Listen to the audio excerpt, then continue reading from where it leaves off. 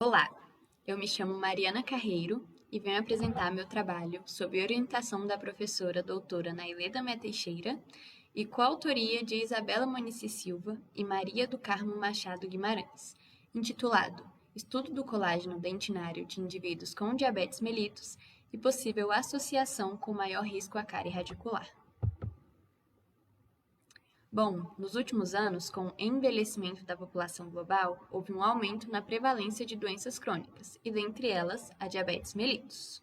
Segundo a Federação Internacional de Diabetes, em 2021, 537 milhões de adultos viviam com a doença, e a projeção é de que em 2045, 1 a cada 8 adultos, cerca de 783 milhões de pessoas, serão portadoras de diabetes.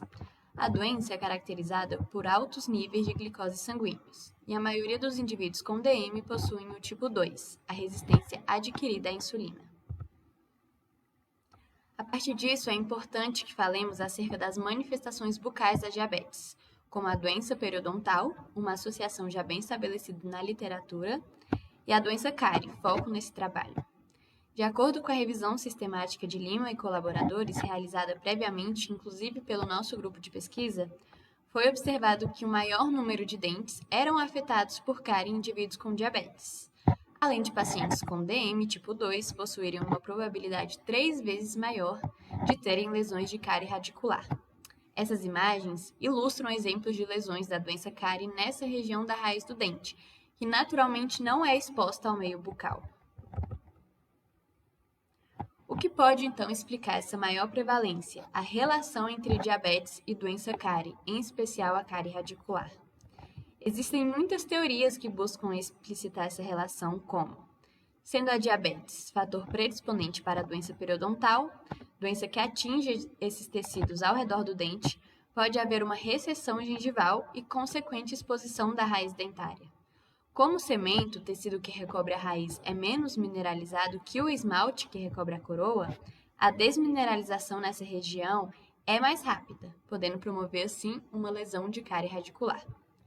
Tal relação também pode ser explicada pela alteração no fluxo e composição salivares, já comprovadas na diabetes mellitus, o que, ao provocarem uma disbiose na microbiota bucal, podem constituir o fator de risco para o desenvolvimento da doença cárie. Além disso, na diabetes mellitus tipo 2, há um consumo alterado de carboidratos durante toda a vida do paciente, e essa alta ingestão de açúcar é um fator causal em comum tanto para a diabetes como para a doença cárie, o que pode também explicar essa relação. E, por fim, não é descartada a hipótese de que essa maior prevalência esteja associada a uma alteração dos próprios tecidos radiculares, já que o colágeno do diabético é comprovadamente mais afetado. Assim, a hiperglicemia característica da diabetes é responsável por gerar os chamados produtos finais de glicação avançada, conhecidos também pela sigla AGEs, do inglês Advanced Glycation End Products, responsáveis pelas complicações da doença. Dessa forma, então, a glicação do colágeno levaria à formação dos AGEs, e seu acúmulo formaria crosslinks ou ligações cruzadas anormais nos tecidos, alterando suas propriedades. Com isso, busca-se, portanto, estabelecer uma relação entre os AGEs e a progressão da doença cárie, além da tentativa de entender se essa alteração seria de origem externa, pelo contato com a glicose salivar aumentada, ou de origem interna, proveniente da hiperglicemia sistêmica. Dessa maneira, o objetivo do nosso trabalho foi estudar o colágeno dentinário de diabéticos e buscar alterações que pudessem estar presentes, para que pudéssemos auxiliar no entendimento da maior prevalência de cárie radicular nesses pacientes. Para isso, a metodologia consistiu em, primeiramente, seleção e coleta de amostras. As amostras, no caso, foram coletadas de pacientes da Clínica de Cirurgia Oral e do Projeto de Extensão de Tratamento Periodontal e Diabetes, ambos do Hospital Universitário de Brasília. Foram coletadas 2 amostras dentárias, sendo uma de paciente com DM tipo 2, após extração de molar, e uma de paciente sem DM, após extração de um dente pré-molar. Em seguida, as amostras foram armazenadas em cloramina preparada a 0,5% após diluição em água destilada, e depois do período de desinfecção, elas foram mantidas apenas em água destilada.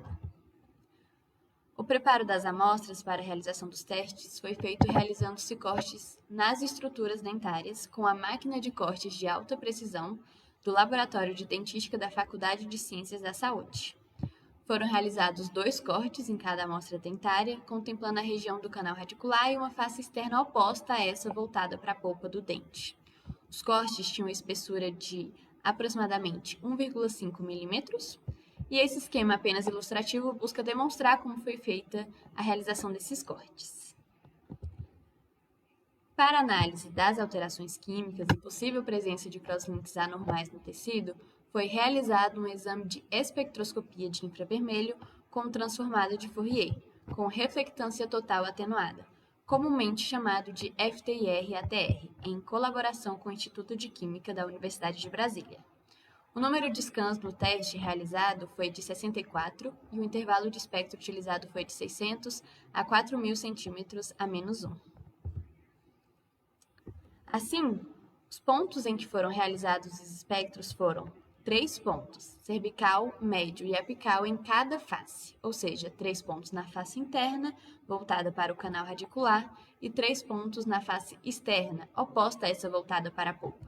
de cada uma das 4 lâminas dentárias obtidas nos cortes, sendo 2 de cada dente, um dente controle e um dente diabético, como visto nesse esquema preparado, totalizando assim 24 espectroscopias realizadas.